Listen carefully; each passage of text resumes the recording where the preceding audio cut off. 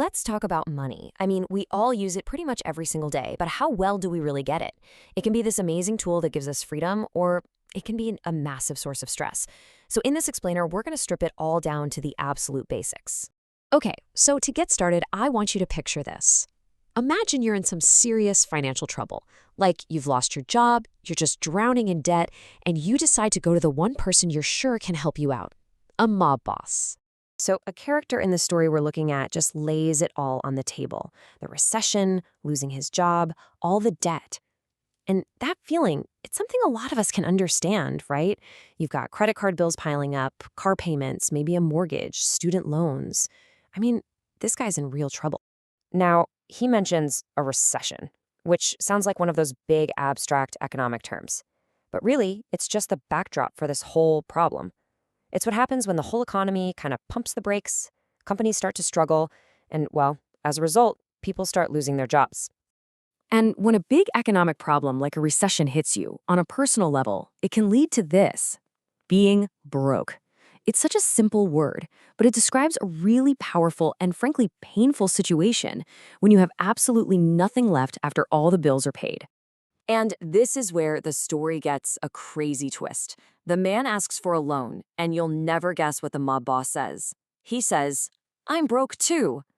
Turns out he lost half his money in the stock market. It's just a perfect way to show how these financial problems can hit anyone and everyone. I mean, when even the mob is running out of cash, you know things are bad. That story really shows why it's so important to understand how money works, right? It can vanish in a heartbeat, even for the people you'd least expect. So with that in mind, let's get back to the absolute fundamentals. I mean, it's the most basic question of all. Before we can even talk about saving or spending or anything else, we have to start with where the heck money actually comes from in the first place. So for most of us, it all starts with a job, right? You get a salary from a company or you make an income working for yourself. But of course, money flows in all sorts of ways. Maybe a part-time job, getting an allowance. Sometimes there's government support, or maybe you make something cool and sell it. Okay, so getting money, that's just part one of the puzzle. The second part, and you could argue it's the more complicated part, is figuring out what we're supposed to do with it once we've got it. And boy, the list of where our money goes is long.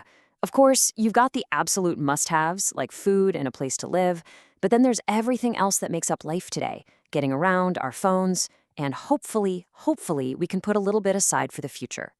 And all of that brings us to this one huge choice that we all have to make every single day with every single dollar. What do we do with it? Do we spend it right now, or do we save it for later? You've basically got two options. On one side, you have spending, using that money in the here and now.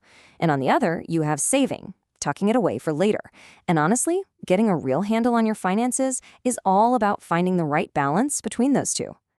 Now, if you want to make that whole spending decision a lot easier, this next idea is an absolute game changer. It's understanding the difference between a need and a want. Needs are the things you can't live without. Wants are just the nice extras. Being really honest with yourself about which is which can totally change your financial future. So how do you manage all this? The answer is a budget. And I know, that word can sound kind of scary and restrictive, but try to think of it less like a cage and more like a GPS for your money. It just shows you where your money is going, so you can decide if that's where you actually want it to go. It's what turns you from being a passenger into the driver. But here's the thing, none of our personal money decisions happen in a vacuum. The world we live in, our culture, it all shapes how we think, especially when it comes to one of the biggest topics in finance, debt. So what is debt? Super simple. It's money you owe, money you've borrowed that you have to pay back. And a lot of times it's for these huge life moments, like buying a house or going to college. But how we feel about that debt can be wildly different depending on where in the world we are. I mean, just look at the contrast here. In North America, debt is often seen as this normal, even necessary tool. You're told you need it to build a credit history. But then you hop over to parts of Europe, like Switzerland, and the whole vibe changes. It's seen way more cautiously, as something you should probably avoid. It just goes to show there isn't one right way to think about it, just different points of view. Okay, so we've looked at the problem, we've gone over the basics, we've even touched on the cultural stuff.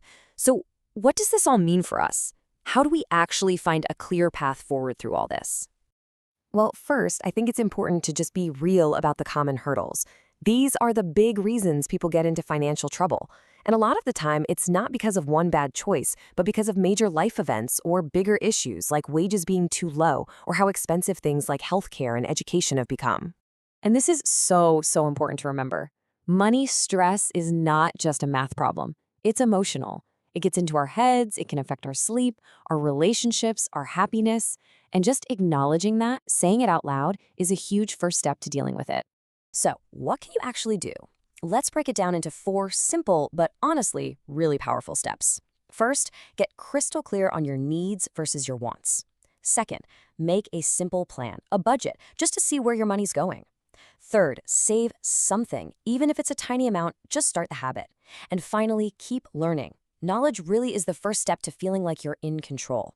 Because at the end of the day, money is just a tool. It comes in, it goes out, and as it moves, it tells a story. A story about what we value, what our goals are, what our struggles are. So the real question isn't just about how to balance a spreadsheet. It's about deciding what story do you want your money to tell about you.